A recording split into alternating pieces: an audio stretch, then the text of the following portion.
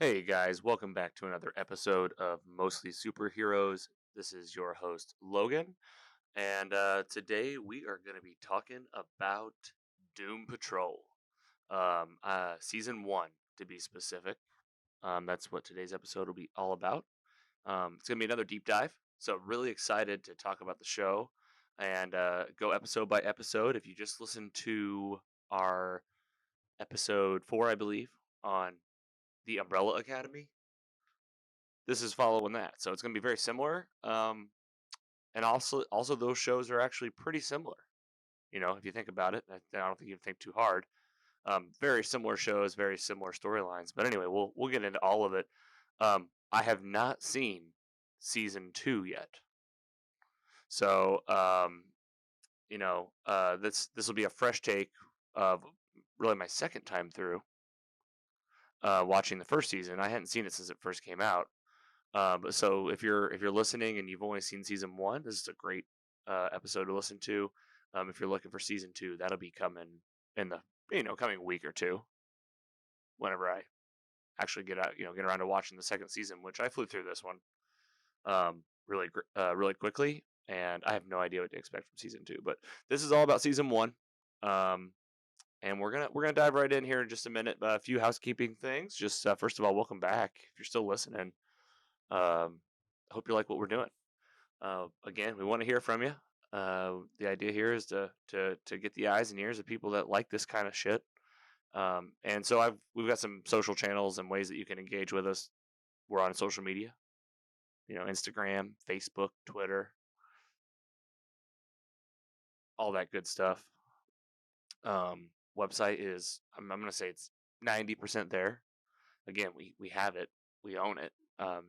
But it's the last piece that we're designing, so that'll be coming soon. And then of course YouTube, and it's everywhere you get your podcast. So obviously you're listening or watching now. Thank you for that. But if you're not aware, our podcast, the podcast is streaming pretty much everywhere you get them. I think we're waiting on Pandora. There's like an approval process for you podcasters out there. You know about that. Pandora's the last one, but we should be basically everywhere else. And then YouTube, of course. So if you're watching on YouTube, make sure to hit that subscribe button if you like what's coming out. Tell your friends, tell your family, share it around, and I hope you're enjoying it. So with that, we're gonna dive in to Doom Patrol Season 1, busted wide open, full spoiler alert. If you have not seen it and you're gonna watch it, come back and see us after you've done that. All right. So first and foremost, let's set the stage a little bit. Doom Patrol is DC Comics. Um, So previous to the show coming out on DC Universe, which is where it was, hosted for the first season. If you're familiar now, they're on HBO Max. They're part of this new Warner Brothers DC world now, and they're on HBO Max. That's actually how I rewatched season 1. So that alone is really interesting to keep in mind. If you're looking, I'm sharing my screen here. This is the HBO Max website, and I'm going to be going back and forth from their website to DC Universe's site today, along with my own notes. Um, Cyborg's in the show. He's on the title screen, so right off the bat, you're in the DC world. Cyborg, he's part of the Teen Titans world. He's in the Justice League live action stuff that now HBO is part of, and just with the timing of things, the way this is all working out, this is really exciting, guys. Because this week, so today we're recording, it's Friday, August 21st. Um, Big news this week, just to cover it, just with the timing again. Ben Affleck is confirmed to be coming back as Batman in the Flash movie, which is going to be that Flashpoint storyline. If you want to know more about that, we tackled that in episode 3. If you want to go back and listen, and we talk a little bit about that storyline. But in regard to what that means for Doom Patrol and DC and all this live action stuff that's happening, it's just exciting because HBO and Warner. What's their new thing? It's not Warner Studios. It's not Warner Media. Warner. They just updated their name anyway. They're getting into all the DC stuff, and they're making it very clear that they're here to make something happen with these DC characters, and it's exciting. You know, a few things they have going. They got the Justice League Snyder cut coming. They got they have Watchmen now on HBO as a series.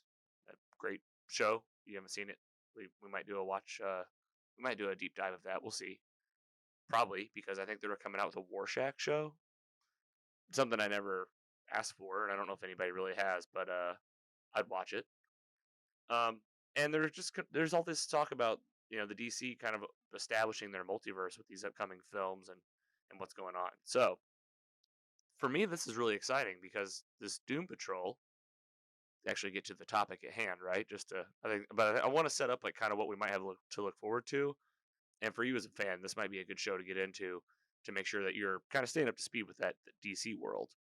The Doom Patrol is basically a like C line or maybe even like D line superheroes, right?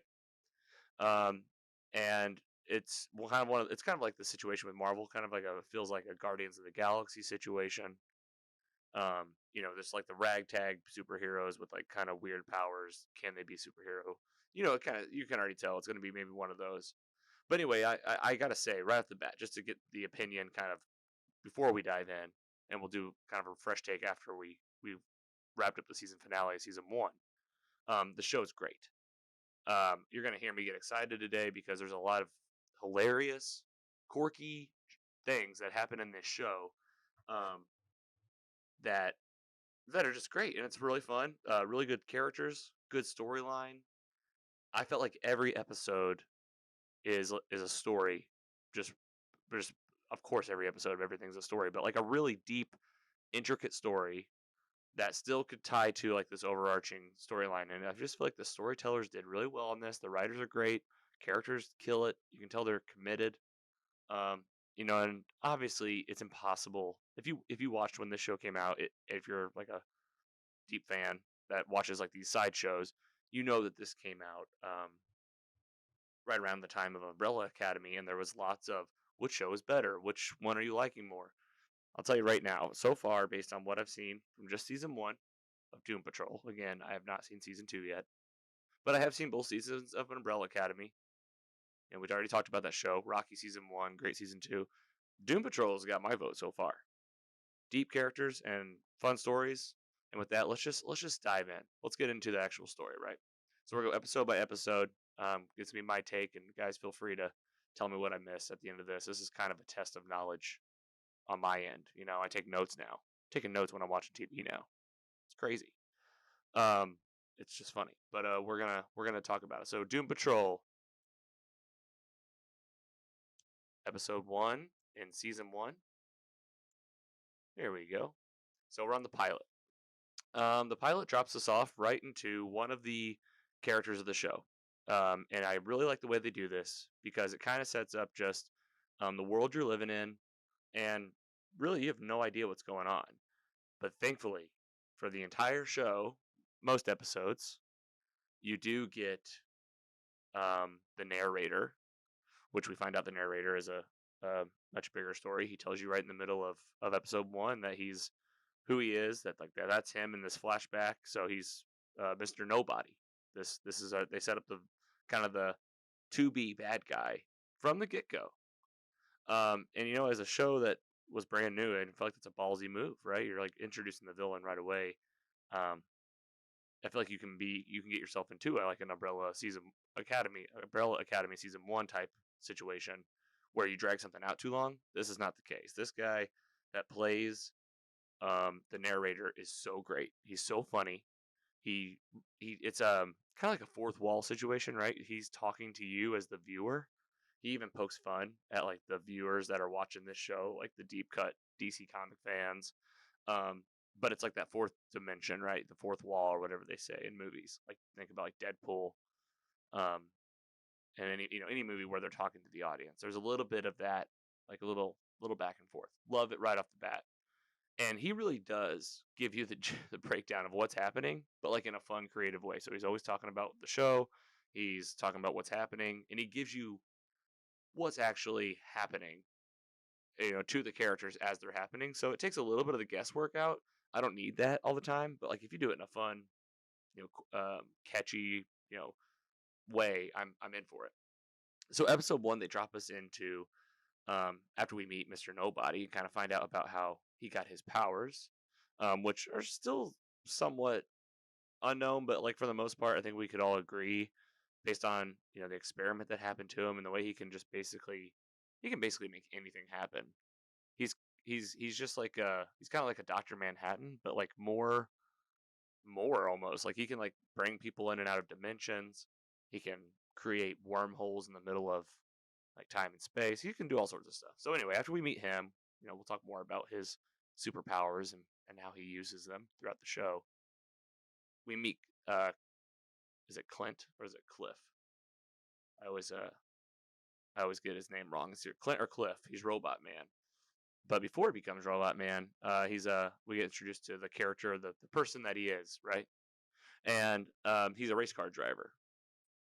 Think like NASCAR. It's Brendan Fraser, guys. Like Brendan Fraser. Like where's he been? I feel like I haven't seen him since George of the Jungle. So he's in here. He's great. I think it's just kind of funny because Brendan Fraser is back, but also he's like a robot after he like goes through this accident that you find out about. Um, and just kind of talking through episode one. So we get dropped into Cliff, who's been in this accident. You're led to believe that it was a NASCAR accident, and this is where we really get introduced to Niles Calder for the first time. So Niles Calder is the man in the chair, if you will. He's the leader. He's the guy that's pulling who we will come to find out these heroes kind of all together. It's his house, his mansion that they live in. And we get to introduce to him in such an interesting way. And it's through the eyes of I'm gonna get his name like right now, so I don't do it the whole show. Um, it's either Clint or Cliff. I should just call him Robot Man, right? Just for now, and then whenever I come across his name, we'll do it. It's gonna drive me crazy. It's one of those things that I have trouble. Like Cliff, got it, guys. Thank you for bearing with me. Just there, it's Cliff. So we get introduced to Niles through the eyes of Cliff, who has been through this traumatic accident, and all we know is he's seeing through these eyes. Just to skip ahead, if you're listening to this, hopefully you've already seen it. He becomes a robot, and we see kind of like the months or even years it takes for Clint to be able to move and to speak. But through his eyes, he's getting to know not just Niles, who's kind of helping him come back to life, if you will, but you also get introduced to the other characters. So Cliff is like the new guy in the house, and this is how they're going to explain to us, like the fans, right, of what's going on. So we meet Rita right away. We don't know exactly anything about her. We just know that she's like this pretty redheaded woman, and she's sitting there with Niles as they like watch TV with Cliff sometimes. Um, we introduced to Larry, which at this point is just a guy that's wrapped up in bandages like a mummy. Um, and that's all you know about him so far. Well, of course, we're gonna get all these characters. That's all of season one. And then I think that's it. So yeah, it's just for the time being. We don't meet Jane yet until later on. But Jane's the other member, and of course, we'll get to Cyborg. But he hasn't met them just yet. He's getting to know Niles. Niles ends up telling him, "Hey, you're a robot now, and you're gonna live here." And we find out that these other folks, Rita and Larry, they've been there for a long time, like 40, 50 years at least. So this is where we find out a couple things. Like one, these aren't just people that have like maybe powers. They've been alive for a very long time. Like they're not aging, it seems like. Um, and it's like, okay, you kind of get that backstory of, we've been here a long time. Chief brings in people like us. And he helps us out. He helps us like find a place in the world because these people consider themselves like freaks. And we learn that we learn why Larry underneath his bandages he we find in episode one that he's a fighter pilot that ended up having this jet that it was in the 1961 I think. He's testing some new jet or something. He's in the just in the into outer space, or into space. I shouldn't say outer space. It's just right outside of Earth, and he meets this cosmic being out there. So this thing like ends up attaching himself to Larry. He crashes, and he's burned and scarred, and he's like radiation poison. Like, I don't know if it's radiation, but his skin is just ruined. I mean, he doesn't have eyebrows or nothing, no hair. He's just red, looks like a big pimple or something. And um, but that's what we find about Larry. He's got this flying spirit inside of him that's like electrical looking. But honestly, we don't know much about this thing, where it's from. Oh, sorry about that. That's my microphone. Try to cut that out. Hopefully you didn't hear it. So then we find out about Rita. So her backstory is she's an actress, also from, I want to say, even before the 60s. Like, I want to say she was like in the 40s, 50s. Um, there we go. And what happens to her is, one, she's like a classic. I say classic. I shouldn't say that. Just an actress that's high maintenance. She's being rude. She ends up like, you find out, all these people are gonna have baggage, right? But what happens for her to be considered a freak, or be, to have powers, is she's shooting a scene for this movie, falls into a lake off a pier, and this swamp monster, like, or some, I say swamp monster, just this underwater being goes into her mouth, and now all of a sudden she melts into a giant puddle, basically. Like, she can barely keep her body together. And we find out, later in the episode, whenever they go into town, um, that she can get really big, and she blows up into a giant like swamp thing. Like, I say swamp thing, that's not the right word. Like, she looks like flesh colored, and she's just a giant ball moving around like a big. It's hard to describe, but like no distinct shape or animal, just like she just turns into goo. And she has trouble controlling it. You can tell. Um, and again, we are introduced to Mr. Nobody. So at the end of episode 1, it's a pretty simple premise. The chief goes out of town for a few days. The Doom Patrol's bored. They're not even called the Doom Patrol yet. We shouldn't even, that's what the show is called. But the group of people are bored. They go into town, and all goes to hell because they haven't been to town in a long time. But also, Mr. Nobody shows up and causes all sorts of hell. And this is where we get kind of the overarching plot point for the whole season. He takes the chief. So he swallows the chief into this wormhole. Um, Jane goes jumping after him. So we actually do get introduced to Jane in this episode. Before we get too far to the end of episode 1, just real quickly on Jane, of course, can't overlook her. She's one of the coolest ones. She has, I would say, like, multiple personality disorder, or some form of that. She actually has 62, I want to say, personalities inside of her, and they each have their own superpower. So that's really, right off the bat, super cool. Like, and you never know which one you're gonna get. They can all do something different. And we'll try to cover a lot of those as we go through the show, because we do get introduced to quite a few, but certainly not most. There's a lot left to be seen with Jane and all of her superpowered, inner people. Um, do we get? No, we don't get Cyborg in episode 1, so we'll get him in episode 2, I believe. So at the end, Chief's taken. Turns out it's Mr. Nobody, and this is like, the big climax. The town is essentially like swallowed up and had disappeared after whatever Mr. Nobody had done. Like, he'd opened a wormhole in the middle of town. And then the wormhole closed up. And then it seemed like everybody was gone. Everybody being like the town they were in. This part was a little confusing, but I think we'll get through it.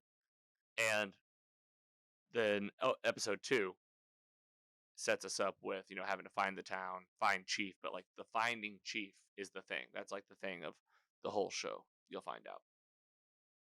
I just notes on episode 1 real quick. These guys aren't superheroes. That's kind of like what your takeaway should be. You should be thinking like, these guys don't even, like, superheroes don't even come up to them, really. They're just people that are trying to live, that have like weird powers, and it seems like a lot of baggage. So that's kind of the big thing, is like, if they're gonna have these things face them, these like obstacles and whatnot. How are they gonna act? And like, it's you can just tell they just don't. They're not even trying to be in the superhero business. The only one that even kind of leans into it a little bit because he's the new guy. I think he's like the youngest. He's been there the least amount of time. Is Cliff, and he's the one that is kind of stepping up a little bit and saying we need to get the chief back. And this is where we jump into episode 2. But just to wrap up episode 1, that's the premise, right? We're gonna try to find Chief, and we're gonna see if these like ragtag of people that are damaged goods, essentially, can they do it? And I once again have my water here, as I'll be parched throughout this thing. So I'm gonna be taking some drinks.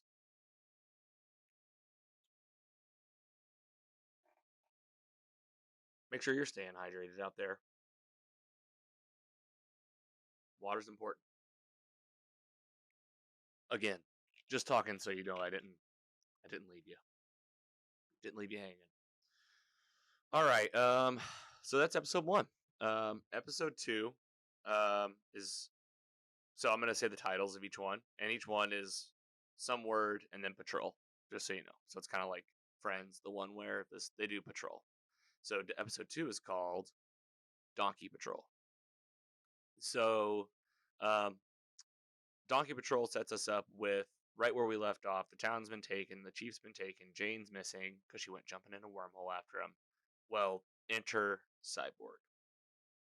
So Cyborg, for those that do not know,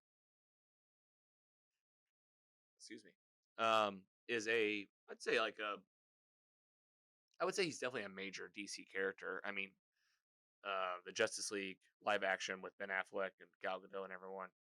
I can't even think of the guy that actually plays Cyborg's. I can't think of his name, but they obviously bring in Cyborg to the Justice League with that group, so he's a big enough name for that. But before that, you might have heard from him of him in like Teen Titans. That was usually the big show he was in. He was in like the animated show of that. So really interesting to get him in this show. And I mentioned this already, but just to kind of reiterate it, that they let you know this is a DC show that's very much taking place in the DC universe. Meaning, Cyborg's obviously around. We get to meet him right away. We get his quick origin story. Um, he caused some accident, got him and his mom blown up, and couldn't save the mom. Dad, Cyrus, I think, Silas or Cyrus.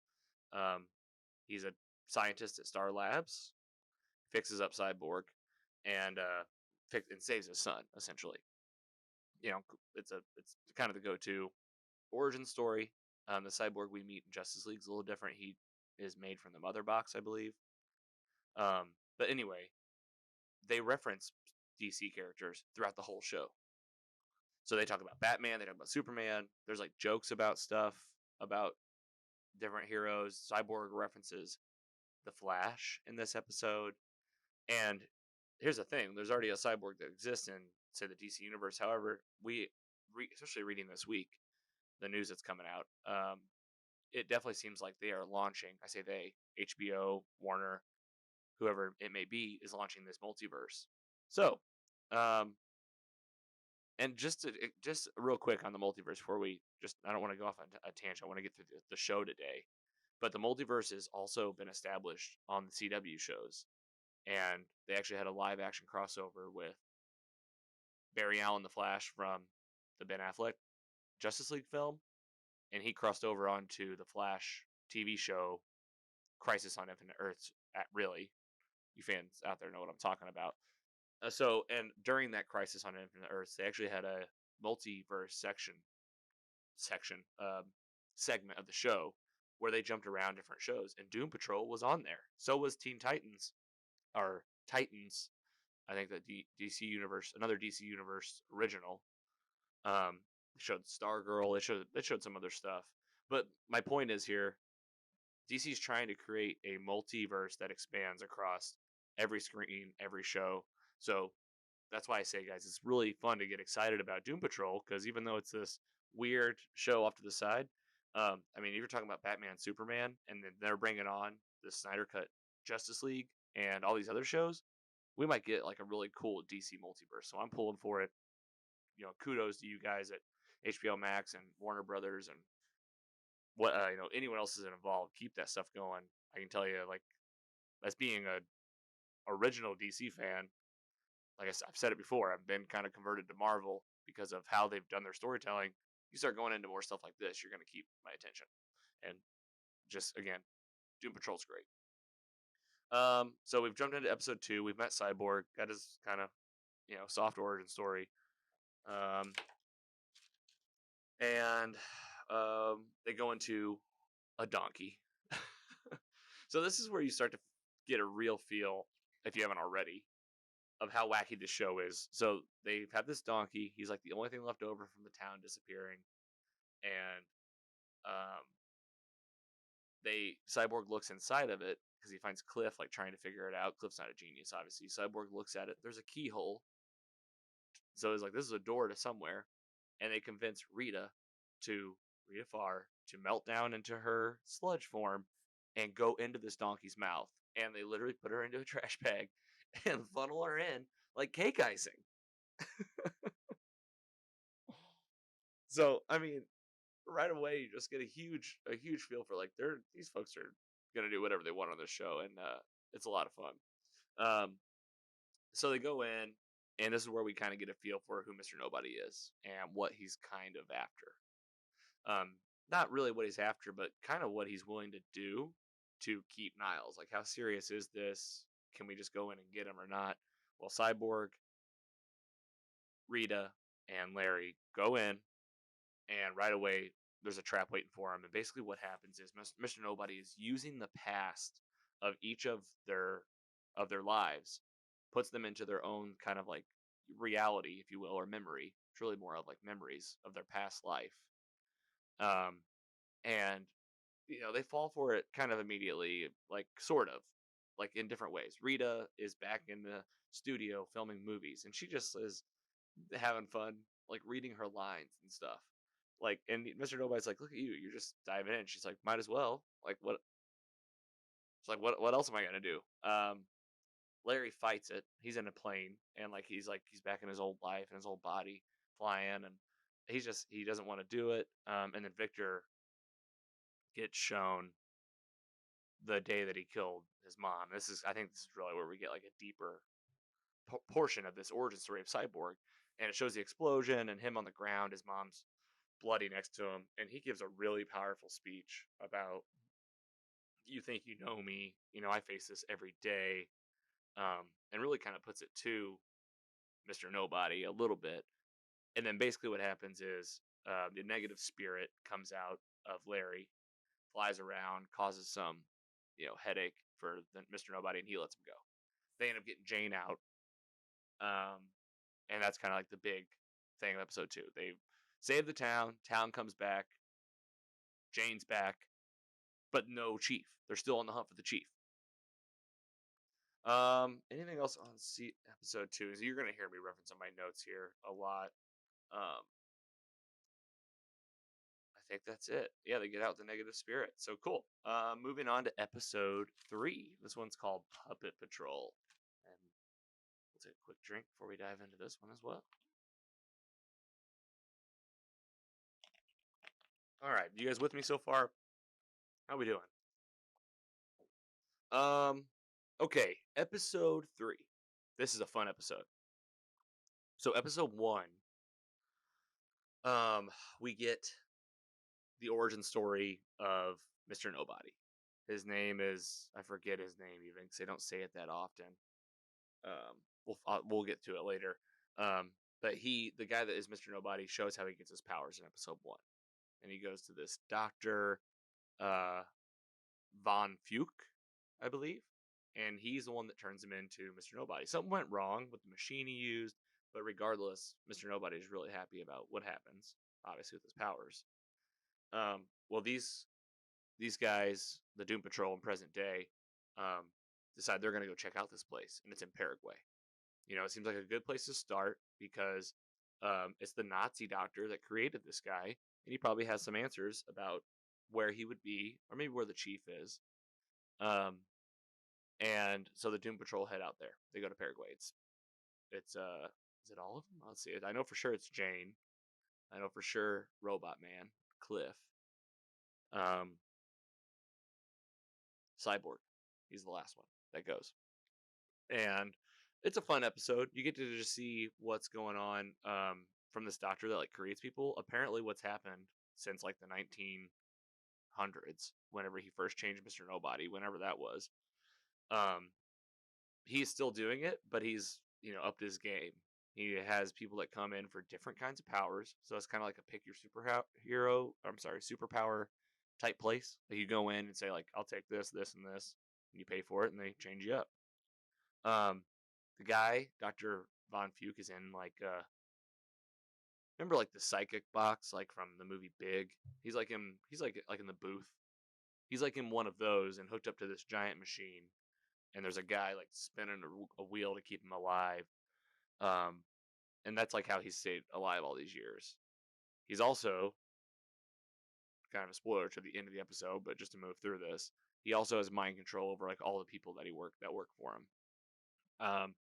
So what happens in this one is basically some of our heroes are getting taunted with what normal life could look like. They're basically being told at this place that like Larry, you could have a normal life, and Cliff, you could too. It's all a facade. Like it always comes at extreme, with extreme risk and all that. And so we just it's kind of just a fun episode to give some some more backstory to who the people are, kind of what they're going after. But we get to see a fun place where they make like superpowers for people. The big takeaway there is they um they kind of come more together at the end of the episode. It's the first time where they're kind of realizing that they are all on the same page of trying to find Chief. They take the place down. They like kind of blow. Of course, Dr. Von Fuch's a Nazi. He's evil.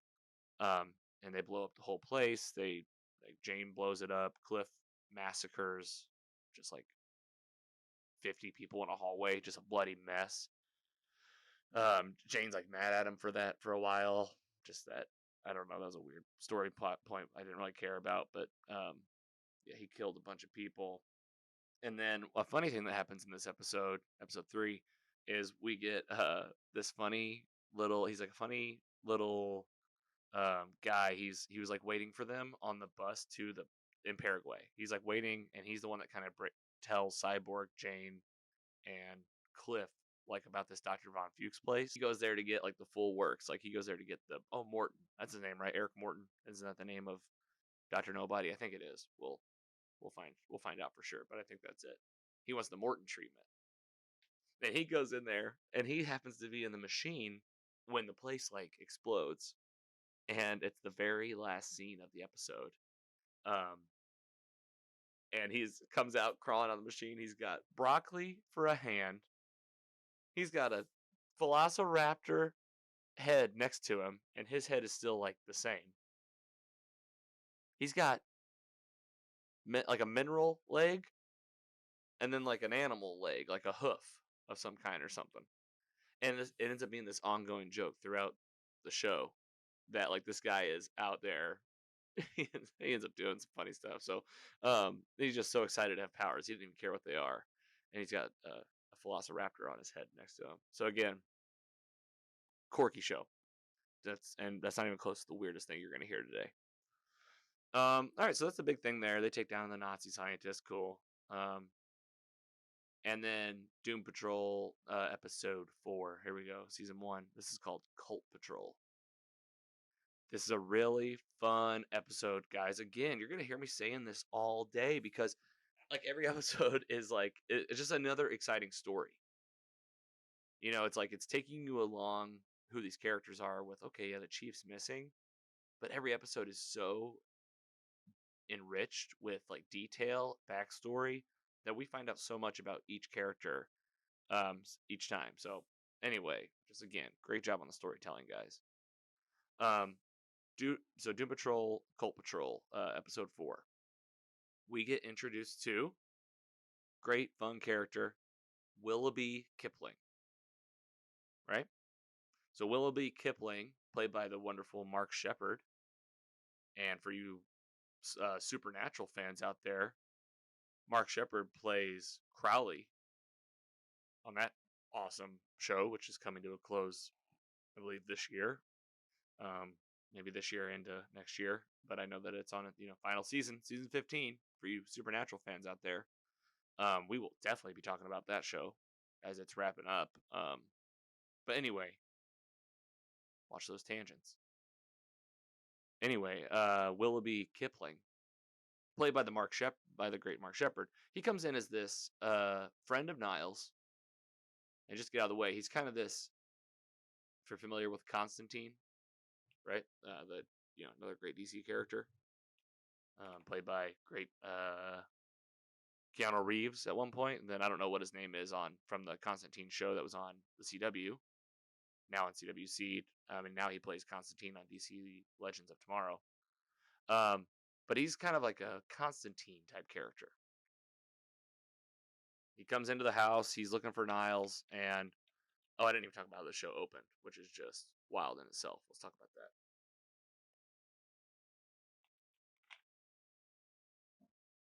So it opens up with this kid. I forget his name. I don't think it matters as much. And he's part of this cult. His mom and dad are part of this cult, and it drops you into like 4 or 5 birthdays of the kid. One where he's really young, then like one where he's like about maybe like 7 or 8. Then he's 15, and then he's like 19 or whatever. And basically every year his parents are telling him, "You're the savior. You're gonna save the world. You're here to save the world." And they tell him every birthday, "Here's your cake." And every time you see the kid, as the years go on, he's got writing all over him. Turns out they're part of this cult that worships this being called the Decreator. This comes out of nowhere, by the way. And this is what I love about this show, is that every episode you're just getting some different part of your universe in like a small 1-episode bite, but you get a lot. But so apparently, we already know now because this Willoughby Kipling guy that like ghosts are real, spirits and like spells and magic are real. So it's awesome. It's just you get that they're showing that anything can happen. Well, he comes in for Niles' help to say, we got to stop this Decreator, because if they read this kid's skin, the book, if you will, it's like their Bible, right? Then the world, the Decreator will show up in the sky, and he will just start decreating things. He'll like, with meaning, I guess, like destroy, which is a funny thing to even call him the Decreator. Really fun episode. Just looking at my notes here. So just a fun episode of a few things that are happening. One, I didn't even talk about this. During all that, no, okay, we'll get there. It's episode 5. I think I'm jumping ahead. Yeah, we'll come back to it, because there's a plot point here that you guys know that I think if you're listening to this, you can tell I don't like to spoil things too ahead of itself, even though you've already seen the show. I just want to make sure that we try to go through things at the right time. So, in this one, they're going against this Decreator. They got to protect the kid. Willoughby wants to kill him, and then, long story short, the cult succeeds, and they get the Decreator in the sky. It's this big blue eye, and he just starts laying people out. And that's how the episode ends. I mean, I don't want to like just rush through it too much. But like, this is like the whole storyline of episode 4. It's a lot of fun. You see a lot of magic. You see a lot of different things, like from Willoughby Kipling. He has he has a knowing gum. Like, he chews gum and he can know the thing that he asked for. He does all sorts of fun stuff. He opens up a portal that looks a lot like the portals in Supernatural, honestly. So the Doom Patrol run in and get the kid, bring him back.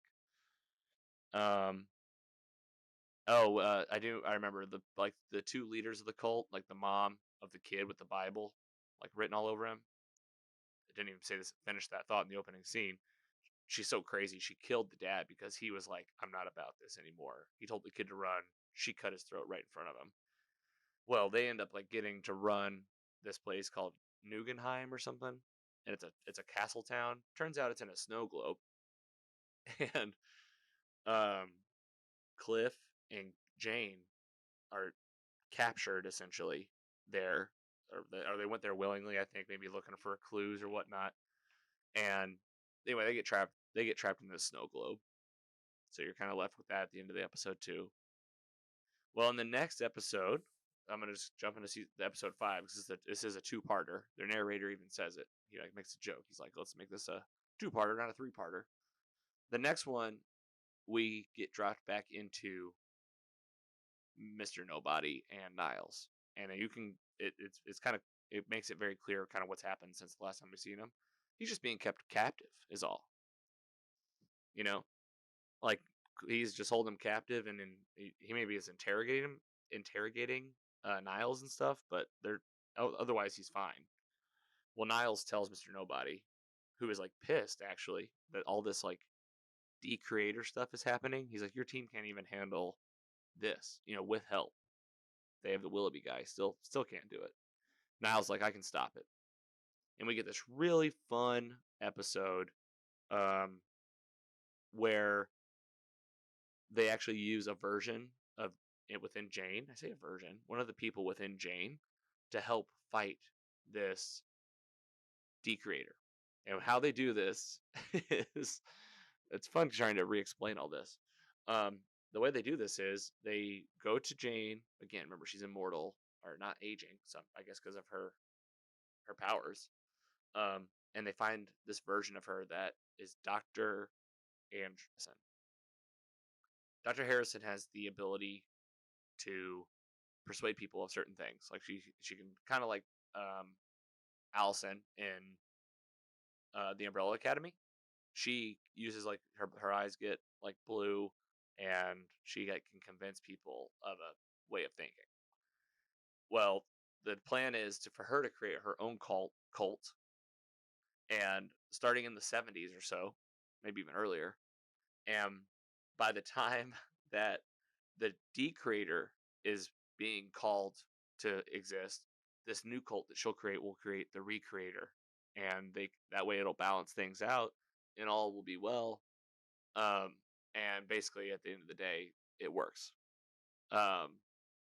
So like they get this other decreator up. They actually solve that problem. And there's like two eyes in the sky, the decreator and the recreator, and they end up. He says, "What are they doing?" They said, "Staring contest." So just fun. That's the last we see for a while of Willoughby Kipling, but hopefully they'll keep that character coming back. I loved having him like on this show. He's perfect for that role, right? Coming from that supernatural world. All right, guys. Last half of season 1, we're going into episode 6. And these are going to be. I'm excited to go through these a lot more with you. We got the setup out of the way. We've talked about who the characters are, high level. Chief's missing. There's Mr. Nobody.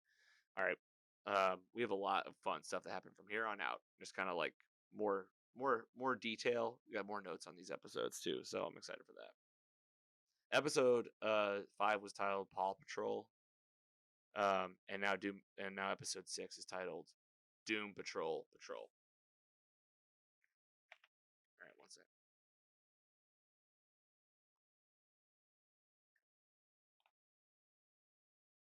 Excuse me. I get so thirsty talking. I don't know how like those podcasters out there that just talk the whole time, or I have to drink water the whole time. One big thing that happened at the end of episode 5, I forgot to mention, is a big point. Not a big point, but it's a good lead in to episode 6. Is Mr. Nobody tells Dr. Harrison, one of the personalities inside Jane, one more thing you need to do for me, right? She did the recreator work, and she's basically put back into custody of the psychiatric place she was kept at before, which I thought was like really effed up. But anyway, and he says that you should check out the Doom Patrol. At the end of the episode, Jane is painting, and she has a random thought in her head because of that, where she says, "What the hell is the Doom Patrol?" So this is the first time you get the words Doom Patrol even mentioned on the show, is at the end of episode 5. And now that's the title of episode 6.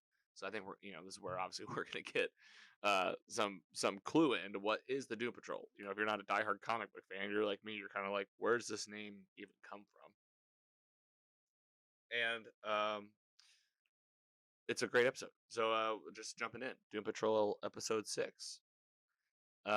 We find out that there's an original Doom Patrol.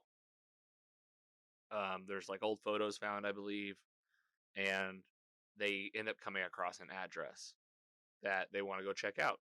Um, there's a photo, I think, even of the old team, and Rita confirms that it is indeed the former, this former Doom Patrol, and there's this guy in there named Mentalo. I believe that's right. I think I actually wrote down their names. Actually, we got our Mento. He's Steve Dayton. He has like psychic powers. Um, and we find out. So Jane and Cliff, or no, Jane, Larry, and Rita. This is a really fun episode, actually. They go to this building that turns out to be on the surface a school for young people with like powers or that are different. And there's 3 instructors there. There's this guy named Joshua who seems to know the most. He's the one that you'll find out like knows Niles best and talks to the Doom Patrol the most. But then you have these other 3 people that they have powers. Turns out, just to kind of get through this part, because there was a lot going on. Mento is actually they're older. They're older than what you think. He has this helmet that helps him create mirages.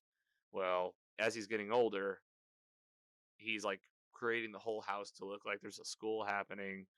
He ends up playing mind games with everybody. Larry sees like a general from the past.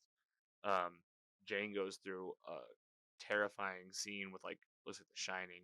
Oh, I think even Larry says we're in the episode of an episode of The Shining now.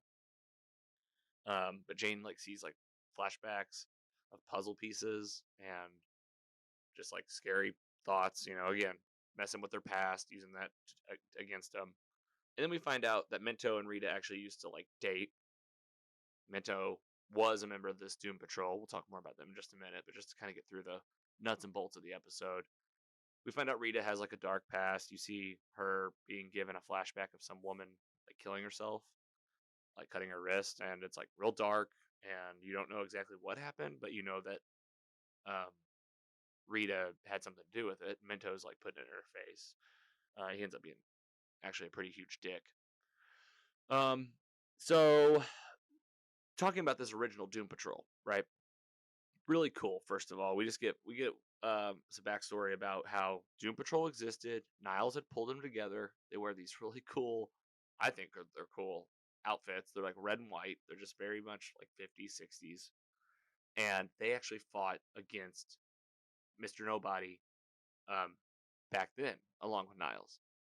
And this is huge, right? You're like, okay, so this Mr. Nobody's been around a long time. Obviously, we knew that, but like to see somebody go fight against him, and the fight scene is crazy. Um, like they all come in. It shows them with Niles, like come over this hillside. It's a sunny day. Um, they don't show like Mr. Nobody really, but they just show like a lot of the things he did. And there was just a few of the things he does in this fight. Is one, he has a, an air balloon, a hot air balloon. That's a big giant butt. And it's holding a jukebox in the air, like an old school, jukebox, and it's playing music that's making everybody go crazy, and they're actually fighting each other, killing each other, and um, then he turns the police officers, all the police that show up, he turns them into pinatas, and the people go crazy and like beat the pinata police officers to pieces, like eating candy, and he basically wipes the floor with this Doom Patrol. So what what you find out is these folks end up like being in this home where we see them now present day, older, and the episode just it basically what's happening here is the current Doom Patrol, they don't even know what that word is yet, but like just for the sake of all of us, the audience, the current Doom Patrol is getting a look at what their possible future could be. Because this is a team of like skilled superhero people that go against um, Mr. Nobody, lose big time.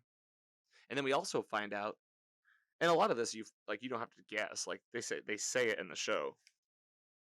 Um, sorry, I got an itch underneath these headphones. Scratch my head. Um, they say it in the episode. The Joshua guy says it. Jane says like, "How often does the chief come by?"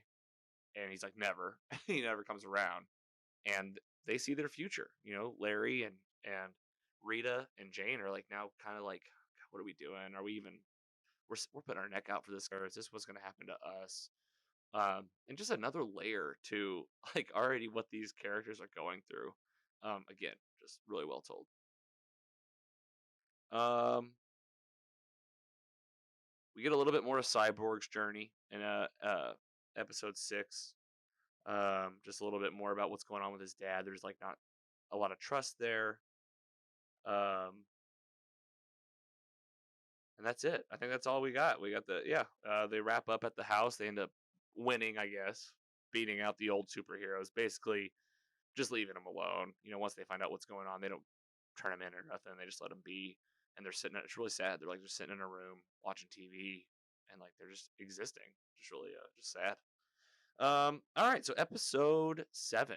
This one's called Therapy Patrol. And we find out a lot in this one. This one we get a little bit more backstory on our characters. Of course, they always trickle that in. One, we find out that Rita Farr her name's not even Rita Farr, really. It's a stage name. We get a flashback of when she's a kid, and from the get-go, her mom was like, use your stage name. I mean, you talk about identity crisis and like really struggling with who you are. Can't even use your real name. Like she's like 8 years old. I'm so bad with ages and kids. You'll find out. I don't know. She might have been 10, 12. I have no clue. But either way, you have a stage name already. But I like this one because they come. So this is where the Doom Patrol starts kind of coming back together. And it's a fun episode because it's one of those where it's the same day for everybody, but we get everybody's take on what's happened to them that day. So they drop you into Cyborg and Cliff in a fight with each other, and you get the perspective of like you hear the Cliff yelling at Cyborg out in the yard or something, and you get dropped in each person's day. So just to run through them real quick because it's just one episode. Don't want to spend too much time here, but Rita is struggling with finding herself, knowing herself, and she ends up melting away all the way down to the incinerator, I guess, like the basement. Has to work her way back up. Larry and the spirit kind of have like a heart to heart, and they're just like kind of working stuff out. You find out there's a lot more to this negative spirit that's within Larry. We haven't really talked about that much, but you get a little bit more insight to that. They're both just trying to exist, and it seems like they care about each other. You get a little sense of that in this episode. And then a really funny thing that happens. I'll try to think of what happens with Jane. I don't know if I have any notes on her and Jane. Yeah, I don't have. I'm not sure what happened to her. We'll think about it. I'm sure it'll come to us. Um. Oh yeah, that's right. I remember this. So this one's actually called Therapy Patrol too. So basically, this all comes. What they're setting up here is the whole group's coming to a head with tension, and it's so great. I mean, it's like very real. Cliff comes out and says, "Guys, we need to sit down and talk to each other. Like, how are we going to be a team? Find the chief if we're not on the same page." And it's very much what you were feeling in the Umbrella Academy. Again, I don't want to just make this about a comparison, but if you're like me, it's like kind of impossible to not think of each show at the same time because they are just so similar. Ragtag heroes with a mysterious leader and all this. But I wish that they would have taken a page out of this and like put in a little bit more come togetherness, teamwork. Like you got to move the story along, and if everybody's just continuously going down their own road and doing their own stories, then you, the viewer, feel disconnected too. So this was really cool. Cliff's like, we got to talk to each other. They end up calling it Therapy Patrol. It's the name of the episode. And a lot of things happen. Larry kind of comes out as gay as the first time in his whole life. Like he doesn't say the words necessarily, but he doesn't deny it whenever like someone brings it up. And it's just a powerful scene. He talks about his past lover and his regrets, and he's just trying to figure all this out. And Rita does the same. Jane does a little bit, but her and Cliff get into a fight. She ends up leaving.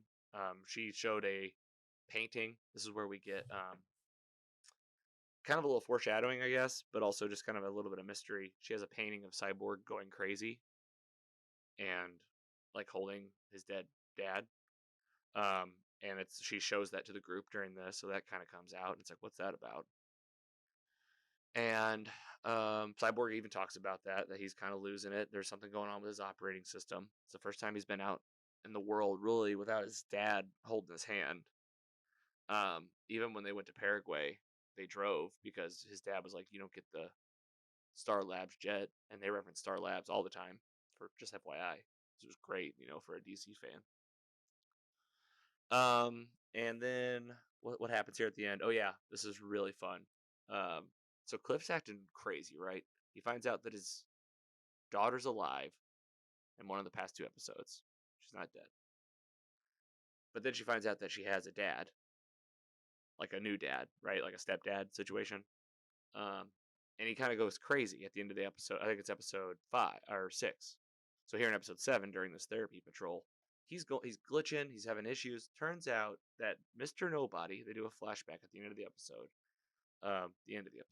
They where he intervenes with this rat and a rat mom, and the rat mom is like they're outside Doom Manor. You can kind of see it in the background, and the subtitle caption says 6 days earlier, like from this therapy day where all the shit's blowing up at the place. So basically a week before. This mom rat is telling the baby rat, say, "Follow me, do as I do. Sometimes you just gotta wait for your moment," or something like that. And she jumps in the street to like say, "Come on," and she gets ran over by the Doom Patrol bus. Apparently, it was the day they went into town. Runs runs over the mom. She's a dead rat.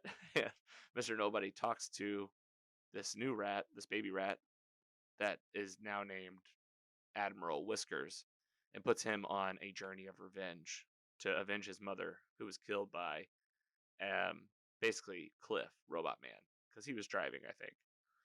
So skip ahead a week.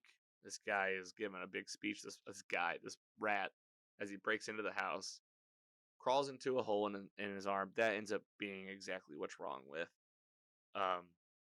Cliff the whole episode. Because you're like, why is he being so glitchy? What's going on? Well, that was why. Because a rat had 6 days to prepare his act of vengeance on a robot man and pulled it off. And just so you know, if you're wondering and you don't already know, we are going to see Admiral Whiskers again later in the show. Oh, a note from the episode 8. Oh no, sorry, I don't want to jump onto that one yet. Something funny coming up in episode 8, but just to wrap up episode 7, even though it kind of ends with Cliff and Jane at odds, the team itself is definitely much on a better page, right? They've shared a lot. I think they're all starting to empathize a little bit more. And it's another great fun episode. All right, so episode 8 is called Danny Patrol, and we're gonna talk about it. And if you've been watching the show, Danny Patrol, you already know what's coming here.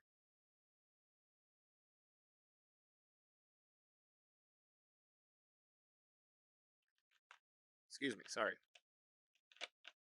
Seems like a good time to take a chug is in between these episodes. Okay, so Danny Patrol, episode 8. This is a fun episode again, guys. Something totally different, totally different from what you saw in the episode before. It's kind of the theme here with Doom Patrol. So what we find out is Danny is a street, basically. It's called like Danny Street. And in this episode, they open up with who we find out to become known as the Bureau of Normalcy, I believe. There's an agent that is sent into this place to see what's going on. Turns out it's this sentient, genderqueer, teleporting street named Danny. And that is verbatim. I'm reading that straight from the DC Universe website. That's the description. And they're being hunted by this Bureau of Normalcy, and that's where we get dropped into. This agent goes in. Basically, what happens is this agent is like, "I'm at home. I love it here," and stays. And then Danny disappears, and you find out they're on the run from this group. Well, enter present day. Larry, you come to find out, is actually very aware of the Bureau of Normalcy. He was kept there for a time because of his negative spirit. Um, and they decide that they're actually going to um,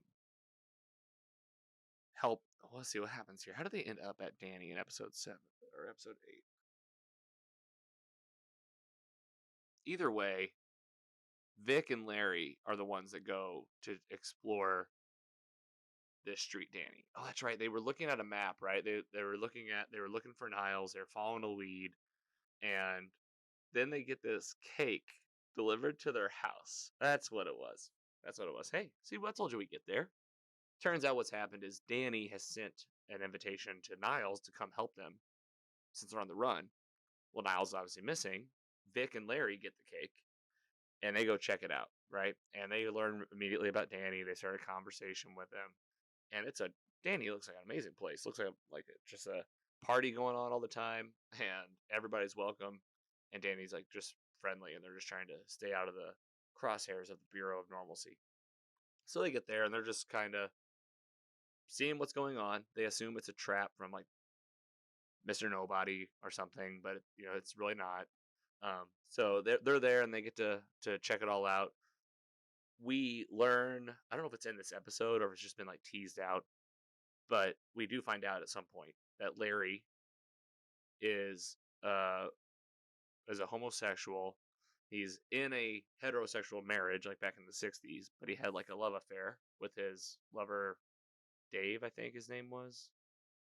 Um And him being here at Danny, where places like where everyone's welcome, were really cool. Like they try to get him to sing karaoke. I think he does actually end up singing at the end. But just a guy that's been really not able to even come out at all for all these decades, and now at a place where their arms wide open. That was a cool episode. Um, and I think that's basically it. I mean, they go and let's see what happens with Danny. I mean, Vic and Larry. I don't have a lot of notes on this episode. This episode 8. Oh, here we go. Sorry, guys, I was just looking at the wrong page. So this is where we also meet Rom-Com Karen, is what I call her.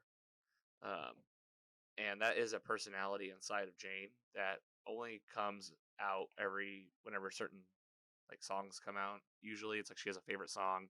Anyway, her whole thing is she's obsessed with like the rom-com type life. Like how things like happen in rom-coms and like how couples like it just works out. Well, that mixed with a little bit of mind control, she always gets this guy, I forget his name, to marry him essentially or be with her. And just a funny episode. Her parents are like, his parents are absolutely against it. Um, Rita and Cliff go to this house to get Jane back. That's happening throughout this whole episode. Why Vic and Larry are at Danny, right? Kind of looking for leads for Niles. Um, we get a really big uh, drag show at Danny. That was fun. That was a fun scene. It's the agent from before is kind of the lead drag queen, like the one that came in at the beginning of the episode. Well, now it's been all these years later. He's like the lead person of this club. He actually burns Cyborg and Larry pretty quick. They're sitting there in the middle of everybody. I mean, obviously Cyborg is Cyborg, right? He's got a big red eye. Larry's got he looks like a mummy, and she calls him we got Terminator and King Tut in here, which I just thought was pretty funny. And then we learn more about the Bureau of Normalcy. That's like the big reveal in this episode. Is that this not only this agency after Danny, but it's really the show introducing to you, the viewer, that this thing exists. And you can already tell what these people want. I mean, they're called the Bureau of Normalcy, and they're trying to take down a sentient genderqueer teleporting street named Danny. So like they're obviously like intolerant. Been around a long time, and we'll see more of them, of course, throughout the show.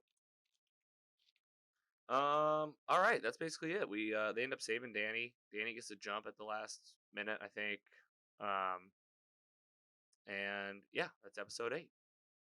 All right, so episode 9, getting in here like really to the. Can't believe how fast we're moving along, guys. Honestly. Um,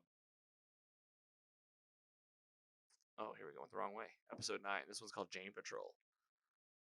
All right, so this episode's really great. Just some things about Jane. that have been teased out as you dive into this episode. She's got all these different personalities. She's got all these different powers inside, but like they come out when they want. The only thing that they reference about Jane, really at all, is this thing called the underground. And at the end of the day, the underground is like where all of her people live. And you end up finding even a map of the underground in Niles's office. And I want to say that like it's huge. Like imagine just like underground tunnels and whatnot for like a few miles. Um, I don't know if it's maybe 1 mile. I don't know. But it's huge, and they all live in there, and that's what's gonna happen here in this episode.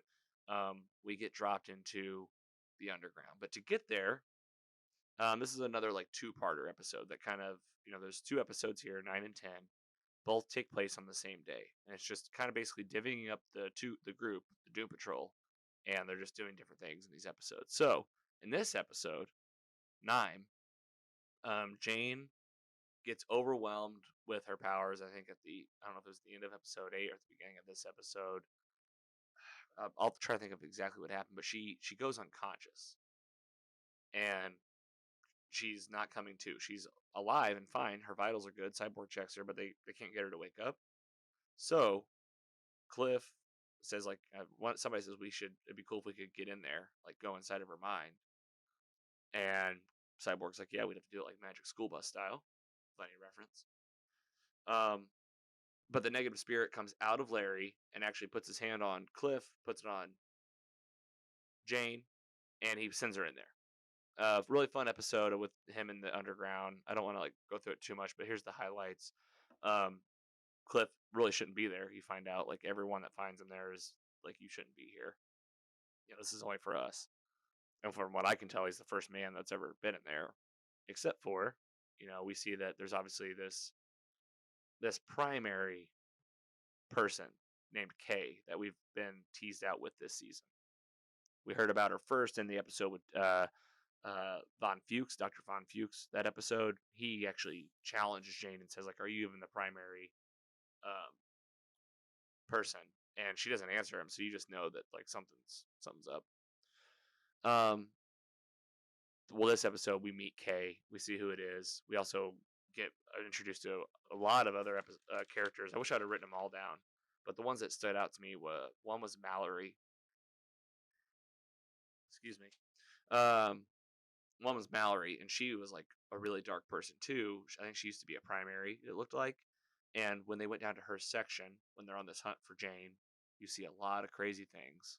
I'm not going to get into all of it because it's just like a bunch of wild stuff. But basically, you just get a tour of the underground, essentially. And Miranda's section was like all these people that had hung themselves or had been hung.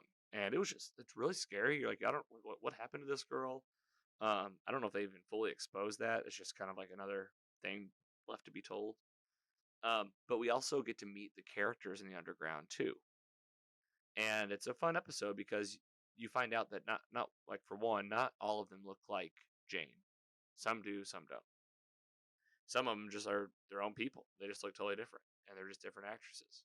And they all got their powers, and they're all just hanging out in the underground. And they kind of have like an order to things and how things work. Jane is like going through a lot of stress, and she's basically saying like, I don't want to do this anymore. But because she's able to face her fears of like this dad at the end that was apparently abusive like when Kate was a kid, plus with him threatening Cliff, who's there to save her. This is like the big climax in the episode. She like sends him back down as well. Her and Cliff get out of there, and they come back to real world. Negative spirit goes back into Larry, and they come back into the room, and basically Cliff says, I think she's back, she's good. Jane goes, lays down. You're like, okay, that's over. But the episode's at the end, and there's like a mess in the lab, like something's gone down. And they say, like, what happened here? And we get the episode next, episode 10, where we find out exactly what happened. And right now is a perfect time to take a quick break, and then we'll come back and wrap up season 1 of Doom Patrol. We'll be right back after this break. All right, guys, we are back, and we are talking about Doom Patrol season 1. Hope you guys are having a good time as we go through this. It's an absolute blast for me. And I mean, again, like before we get back into it, for me, this is just kind of like it's almost like a test, right? It's like how much can you recall from the entire storyline? And this is a little bit. It's actually been a little bit more difficult than I thought because, and here's why. It's nothing bad about the show. It's because like each story has so much. Again, they're so rich with story and detail that it's almost like you don't forget about the overlooming storyline, but you're just really consumed with so much that just gets a little convoluted. So that's just from a memory standpoint. But I think we're doing okay. Hopefully, I'm sure you're catching a lot of stuff I'm missing, and I want you to definitely tell us about it. Get troll away, as they say.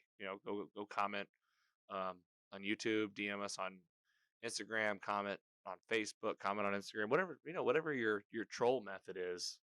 Um, we can take it over here. I can take it. And honestly, I'd like to see what I did miss. So we've gone through episodes 1 through 9, right?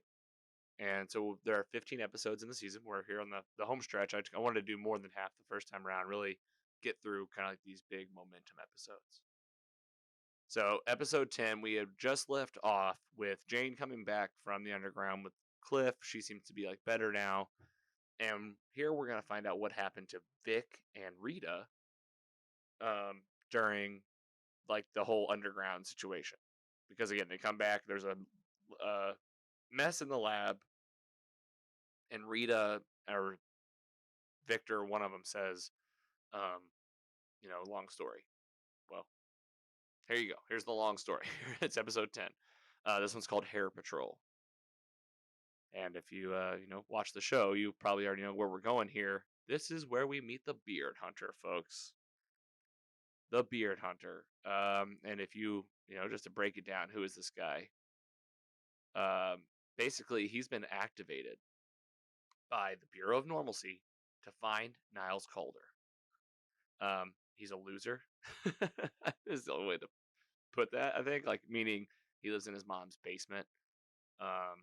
And she wants him to go to the store. This is how we get introduced to the guy. Like, he's like yelling at his mom, like, I don't want to go to the store right now.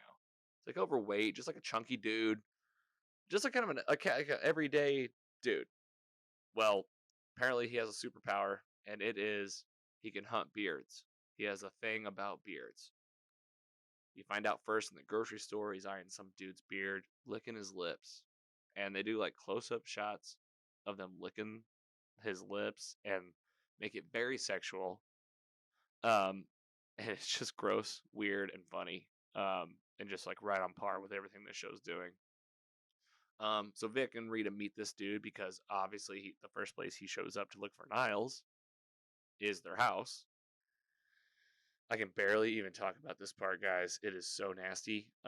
He takes out like a hook of some kind in the bathroom of Niles, and I think you probably know where I'm going with this. Maybe you do, maybe you don't. If you saw it, then you know.